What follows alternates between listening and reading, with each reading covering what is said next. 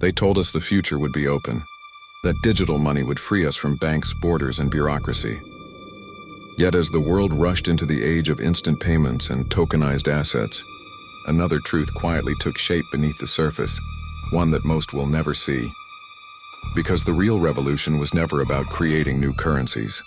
It was about building one global rail to move them all. In the wake of the 2008 financial crisis, a mysterious digital experiment appeared online. No offices, no leader, just code.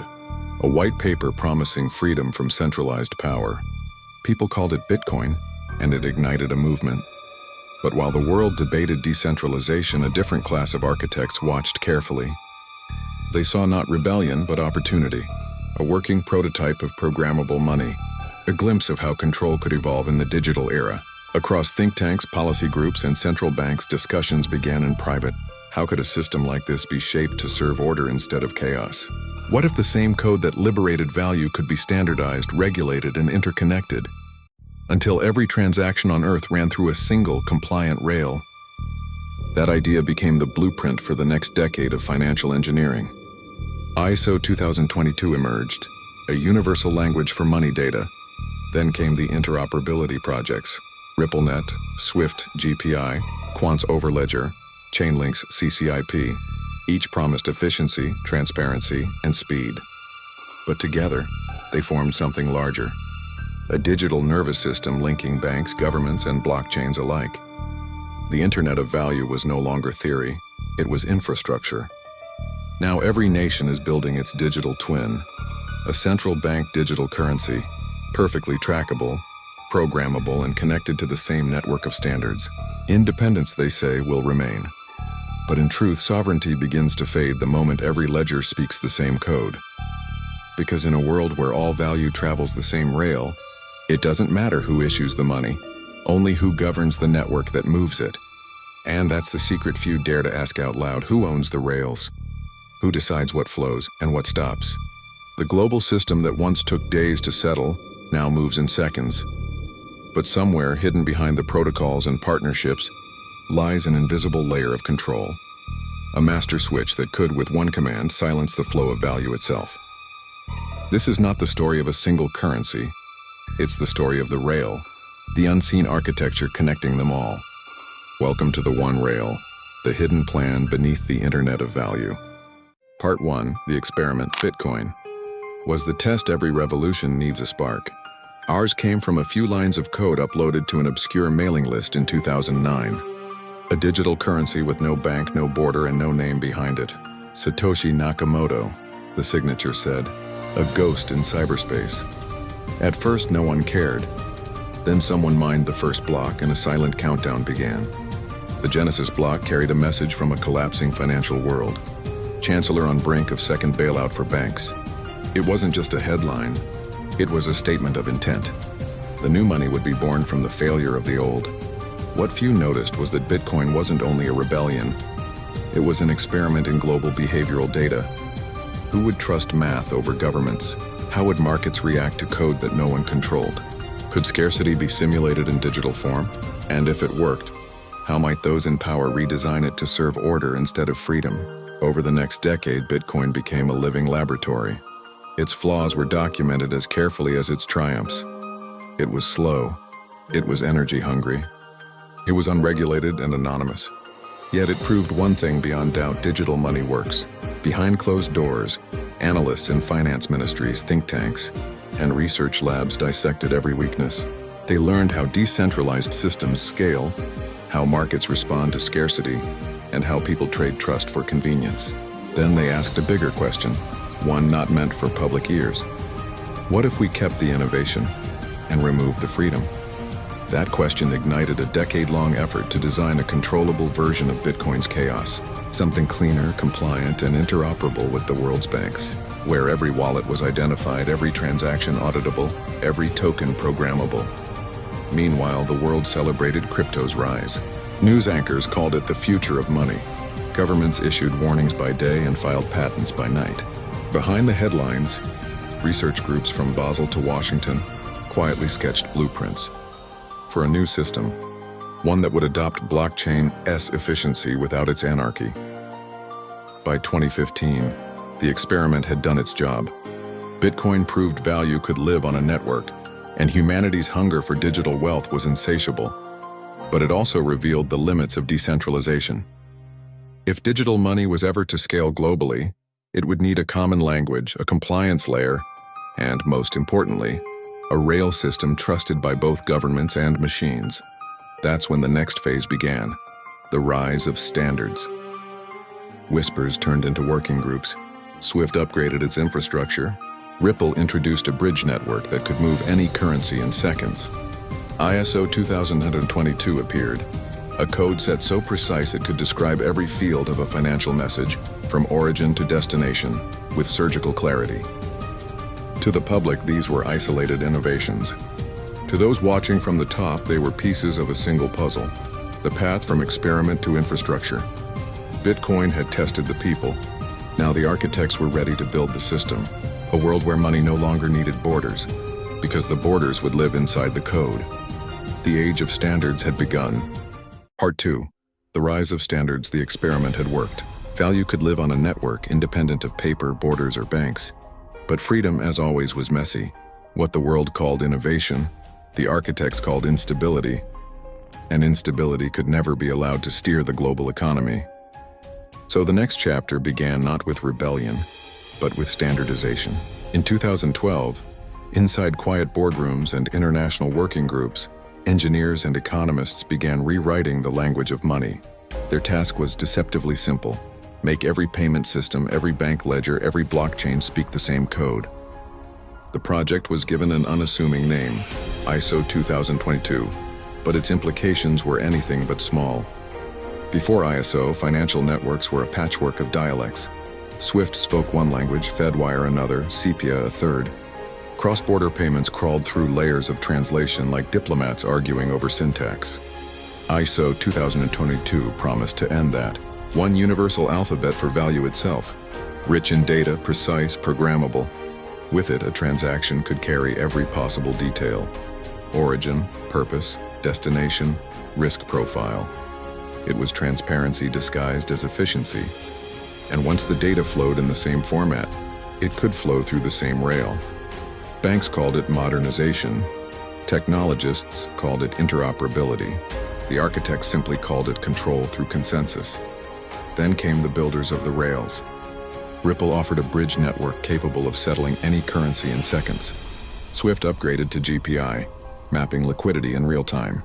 Quant introduced Overledger, a meta layer connecting blockchains like neurons in a brain. Chainlink built data oracles to feed truth into code. Each innovation solved a problem.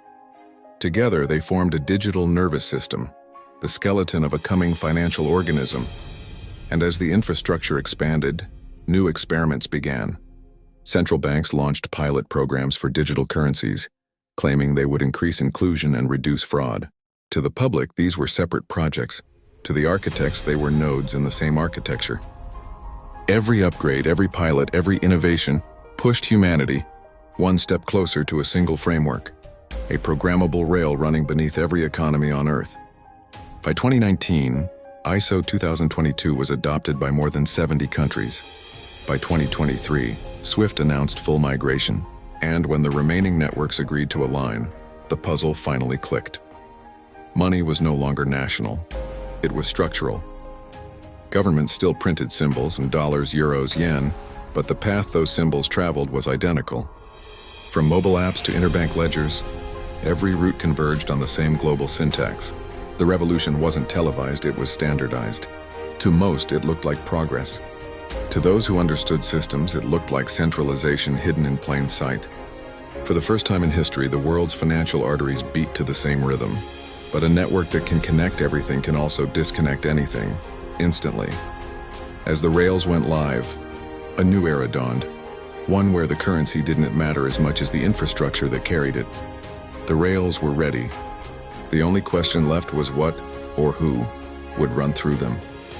Next came the rise of the network builders, the corporations, alliances, and quiet partnerships that would turn standards into a living, breathing global system. Part 3. The network builders' standards are blueprints. But blueprints mean nothing until someone starts to build. By the early 2020s, the foundations were drawn, the language of money rewritten, and the world was quietly recruiting its engineers. The next step required architects bold enough to connect everything, and obedient enough to follow the new design. They emerged from opposite ends of the financial spectrum.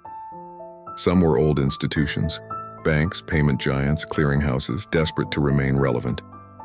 Others were startups born in dorm rooms and data centers, promising speed, transparency, and liberation. Together, they formed a paradox: the innovators who would finish the work of the regulators. At the center stood a few key names whispered across conference halls and policy forums. Networks that could move any asset, settle any value, bridge any chain. They spoke of interoperability, the holy grail of global finance. Each company claimed to be the bridge between old money and new. Each was unknowingly building a segment of the same rail. Ripple refined its cross-border corridors until banks that once fought crypto were now testing its rails. Quant unveiled an operating system linking private blockchains with public ones. Chainlink created the oracles, the data feeds that give code its sense of reality. Even Swift itself, once the dinosaur of banking, began experimenting with digital asset messaging. Separate brands, separate visions, but the same direction, connection. Governments applauded. Cooperation, they called it. Analysts praised the efficiency. But beneath the marketing decks and pilot programs was an invisible handshake, a shared goal to make value move without friction, without borders, and eventually, without cash. By 2024, pilot corridors stitched together continents. A payment leaving Singapore could settle in seconds in Frankfurt or São Paulo. For the first time, liquidity itself behaved like data, instant, invisible, and obedient to the network. The builders were heroes. Their logos filled conferences. Their tokens climbed charts. And few stopped to ask the question that would define the decade. If every network connects to every other, who sits at the center of the web? Because interoperability cuts both ways. The same rails that free value from isolation also funnel it through singular choke points, gateways, APIs, and compliance hubs. Each layer of connection becomes another potential switch, and switches can be controlled. The more the builders succeeded, the smaller the world's financial map became. Separate blockchains turned into subnets. National systems merged into global schemas. Data from billions of transactions pulsed through predictive algorithms, teaching the network how the planet spends, saves, and moves. To the everyday user, nothing changed except convenience. To the architects, the experiment was entering its second phase, integration. The Internet of Value was no longer a theory or a demo.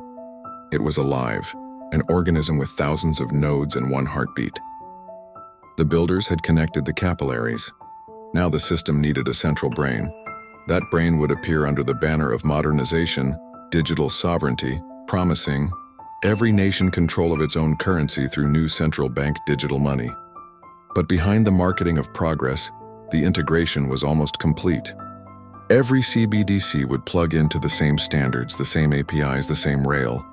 The builders had done their job. The infrastructure was ready. All that remained was to convince the world it was its own idea. Part 4. The shift to digital sovereignty. When the builders finished their rails, the next question was inevitable. Who would drive the trains? Governments, once wary of crypto's chaos, suddenly saw the advantage of a network that never slept. They could trace every coin, tax every transaction, and write monetary policy directly into code. The word sovereignty returned to speeches, but it no longer meant control over paper money. It meant control over data. Central bank digital currencies became the new obsession. Each nation promised its citizens security, speed, and inclusion. No more lost checks or frozen wires. No more hidden corruption. Everything would be visible, auditable, pure. A new kind of patriotism was born, the belief that national strength could be measured in uptime. Prototypes launched everywhere. The e-yuan in China, the e-naira in Nigeria, sand dollar in the Bahamas, the digital euro, the digital pound. Headlines called it progress. The public called it convenience. Yet beneath every trial was the same invisible wiring: ISO 2022 messages, shared APIs, cross-border settlement tests. The flags were different. The architecture was identical. Politicians assured the people, our digital dollar will be sovereign. But sovereignty fades when every nation connects to the same grid. The moment two CBDCs trade through a shared protocol, they surrender a fragment of autonomy to the network that clears them. And once hundreds connect, independence becomes an interface setting, not a principle.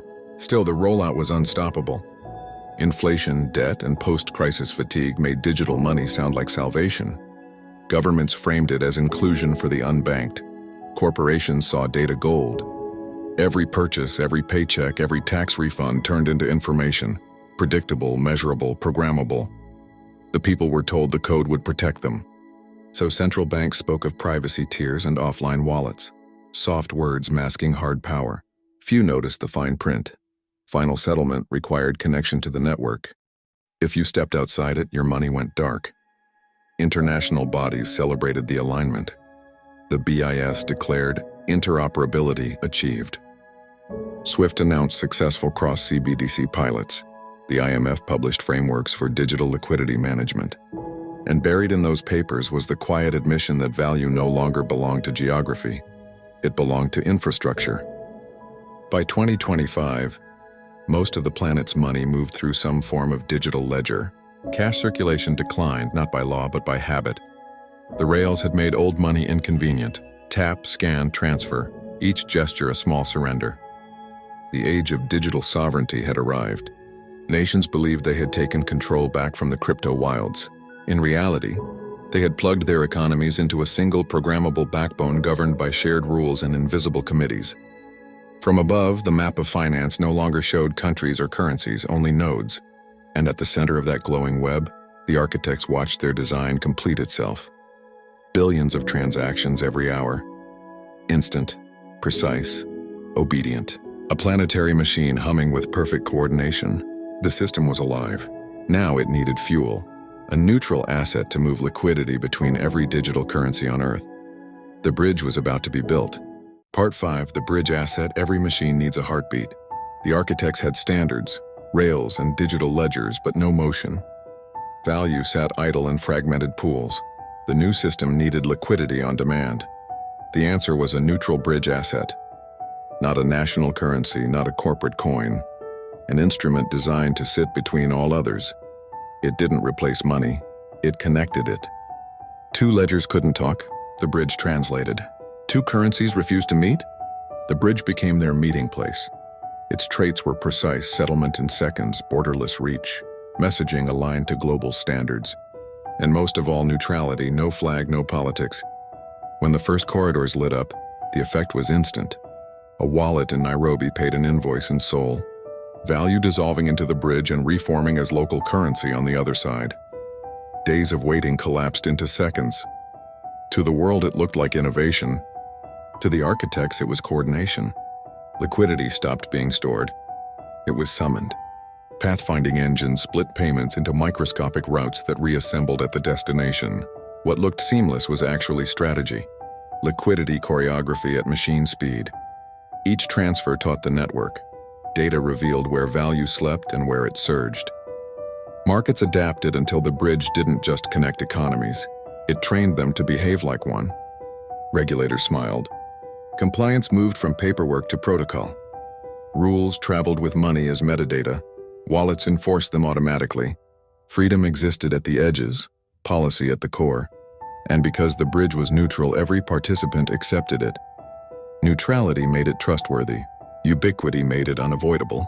Corporations praised efficiency. Central banks used it for emergency liquidity. For the first time, global money behaved like information. Instant, precise, auditable. But engineers know a secret. If every path crosses one bridge, the one who slows the bridge controls the pace of the world. Control hid behind technical language. Throttling meant risk management. Priority routing meant policy. 1,000 tiny dials replaced a single switch, but the result was the same. Still, adoption accelerated. Nations digitized currencies. Corporations tokenized assets. Every digital bond, invoice, or payment passed through the bridge. Its neutrality gave it reach, and its reach made it invisible. Liquidity became electricity. Unseen, everywhere, essential.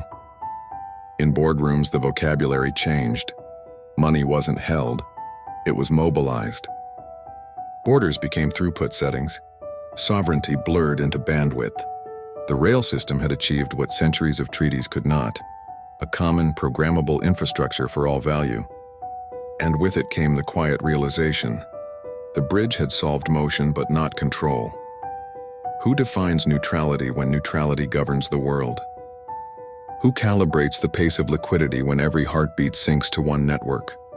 The bridge had unified the bloodstream of global finance. Now someone, somewhere was preparing to set its pulse. Part 6. The Master Switch. The bridge had given the world speed. Every ledger could now speak to every other. Every payment arrived before the echo of the last. For a moment it felt like utopia, an economy humming at light speed. But in every system that perfect, there hides a single question: who commands the pause button? At first, no one noticed the new governance layer sliding quietly into the codebase. It wasn't a committee or a headline, just maintenance logs, protocol upgrades, resilience improvements. Each update added new permissions: the ability to reroute flows, to quarantine suspicious wallets, to set throughput ceilings for entire regions. The world called it safety. The architects called it governance by design. The idea of a master switch didn't come from villains, it came from auditors. What if a node fails, they asked. What if a nation is sanctioned? A virus detected? A crash imminent? The answer was always the same: there must be a way to stop the flow. So they built one. They called it the circuit breaker, the kill path, the emergency throttle. Names changed, but the function remained. Deep in the routing layer, a single command could slow the world's liquidity to a crawl. One more command could freeze it entirely. It wasn't owned by a person. It lived inside governance logic, a network of automated guardians managed by a council no one voted for. Each member saw only their piece of the code, their limited jurisdiction. But stitched together, the fragments formed something far greater than oversight. It was authority without address. When a regional crisis hit, a cyber attack, a currency run, the switch was tested. Transfers paused. Markets steadied. Officials praised the system. See? Confidence soared. No one asked whether the power to stop panic also meant the power to create it. Gradually, the controls expanded. Speed limits tuned inflation. Programmable taxes deducted at the moment of transaction. Carbon credits auto-offset with every purchase. Every function justified by good intentions. The bridge, once a neutral messenger, became a nervous system reacting to policy signals in real time. It could reward, restrict, encourage, or erase behavior, all through code. Users barely felt the change. Transfers still cleared, screens still glowed green. Only when a payment failed, not authorized. Compliance error. Did they glimpse the invisible wall? And walls built from code don't crumble, they update. Behind the curtain, dashboards bloomed. Glowing maps of liquidity, color-coded risk zones, sliders to modulate flow. Economists called it precision governance. Engineers called it distributed command. But to anyone who'd studied systems too long, it looked like something simpler. A master switch disguised as efficiency. Power no longer needed politics. It had protocols. The world had not been conquered. It had agreed to be managed. Citizens still voted, markets still traded, news still cycled, but beneath it all, a single infrastructure synchronized every heartbeat of value. And every synchronization required trust in the unseen hands tuning the rhythm. Somewhere in a data center, servers whispered. Lines of code waited for instruction. The architects watched the dashboards with quiet pride. Their creation was stable, adaptive, complete. The bridge no longer just moved money. It governed it. And as the lights of the global network pulsed in perfect unison, a final realization settled over those who understood its design. Control had never been taken. It had simply been automated. Part 7, the revelation. For a while, the world felt weightless. Incomes appeared on time. Invoices cleared in seconds, and ports moved with mechanical grace. Economists called it efficiency. Citizens called it normal. The bridge had delivered peace through precision.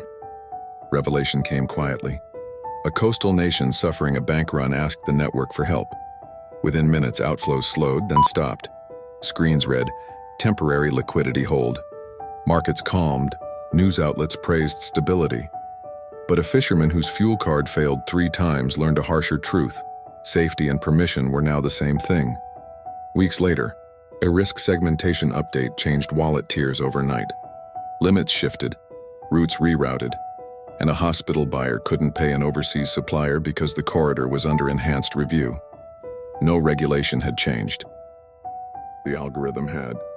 Then a leak appeared online. Diagrams, dashboards, and redacted committees. One slider bore a single word, Pulse. Beneath it, Network Sync, Global. The image spread like static. Commenters whispered, "They don't manage risk, they manage us." Officials called it a misunderstanding. Explanations arrived in pastel PDFs. Circuit breakers protect you. Every line was true and somehow wrong. Even perfect oversight couldn't erase the sense that the network no longer served policy. It was policy. Language shifted. Did your payment go through? Became, is your corridor clear? Do you take this card? Turned into, is your wallet tiered for that route? Convenience had taught a new dialect of control. A small outage made it real. A fiber break met a new compliance rule and the system dimmed. Payments stretched from 1 second to 30, then 90. Ports idled, traffic lights blinked out of sync. Nothing collapsed, but everyone heard the pause. The planet discovered that the hum behind its comfort had a volume knob. When the network recovered, reports praised resilience.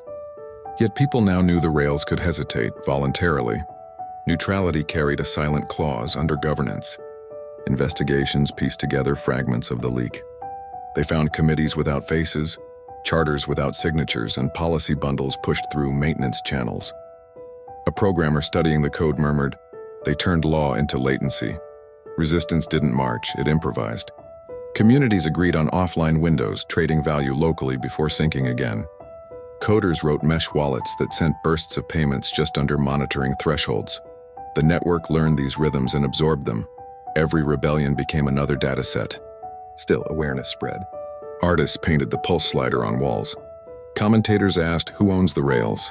Economists replied with statistics. Engineers with uptime charts. Neither answered the question. The revelation wasn't about villains. It was about structure. A choreography of protocols so efficient it no longer needed rulers. Coordination itself had become power, and power had become invisible. The bridge still worked. Life still moved. Yet once people saw the heartbeat, they could not forget the hand that could steady it or still it. And somewhere behind mirrored glass, the architects prepared the final upgrade. Not speed, not reach, not even control. Consent. Because the most durable system isn't the one that commands obedience, but the one that convinces everyone it was their idea all along. Part 8. The final sync. The revelation had passed, but the network remained. Commerce resumed, headlines moved on, and the world's attention drifted to newer crises. Yet beneath the noise, something fundamental had changed. Humanity now knew its pulse was digital.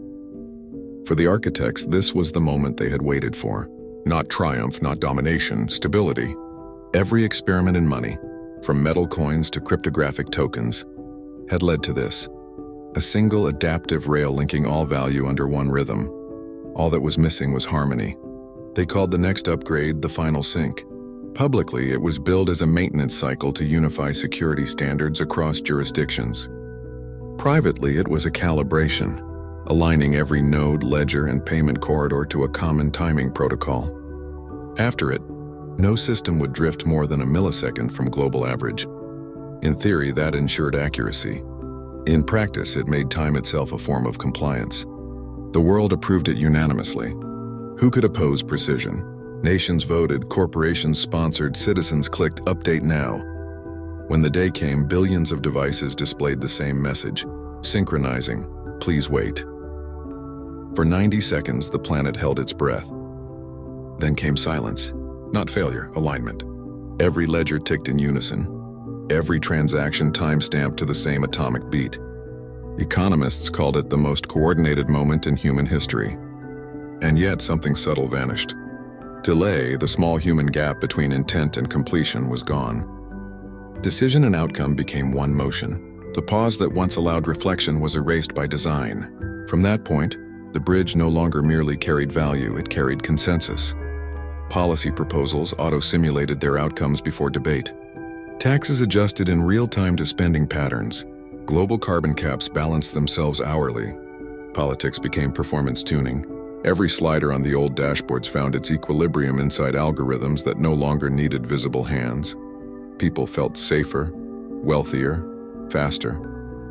Most forgot the word rail entirely. They simply lived inside it. The system had achieved its final ambition, invisibility. But not everyone celebrated.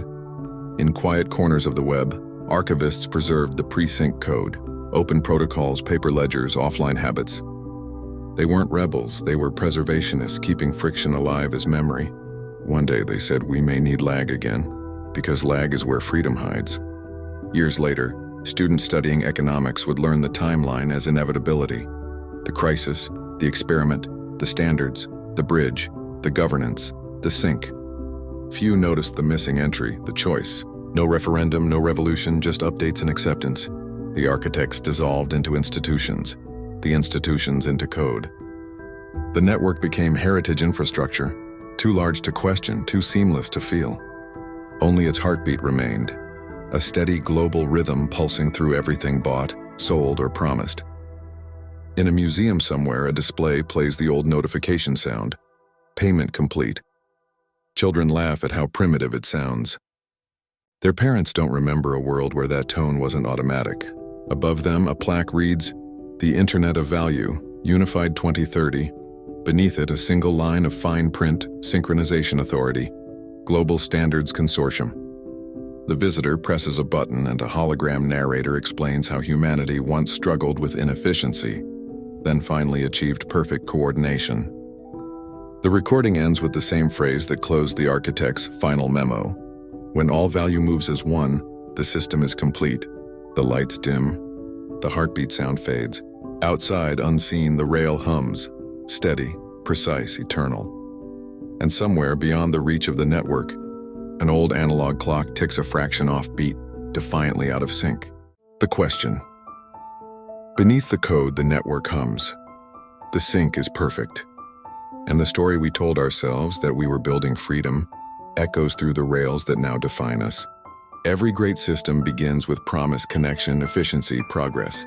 But every connection carries a cost, and every rail hides a direction. The future won't ask whether you use the system, only whether you consent to it. Because in the end, control rarely arrives as tyranny. It arrives as convenience. As we step deeper into the Internet of Value, remember this truth. It's not the money that matters, but the rails that move it. And whoever guides the rails guides the world.